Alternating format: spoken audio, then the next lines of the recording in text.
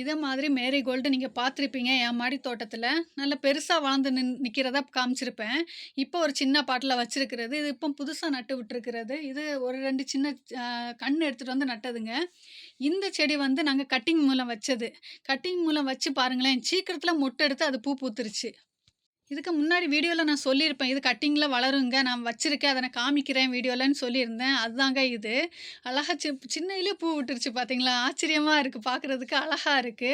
அதே மாரி தான் இங்கேயும் ஒரு கட்டிங் எடுத்து வச்சிருக்கேங்க. அந்த கட்டிங்லயும் மொட்டு வந்திருக்கு பாருங்களேன்.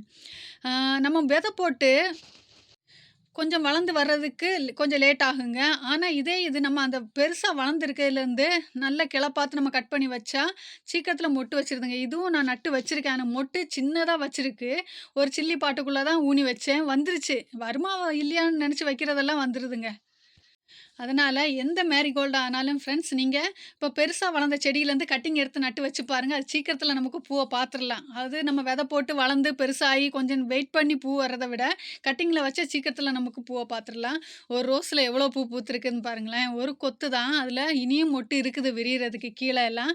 மேல அழகா விரிஞ்சிருச்சு. பார்க்குறதுக்கு அவ்வளோ அழகா இருக்குது. இது கொத்து கொத்தா பூக்கக்கூடிய வெரைட்டி தான்.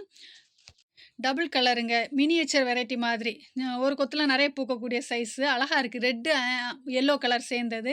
நாட் ரோஸுங்க. ஒயிட்டா பூக்கக்கூடிய லைட் பிங்க் கலர் மாதிரி இருக்கு. பார்க்குறதுக்கு அழகா இருக்கு.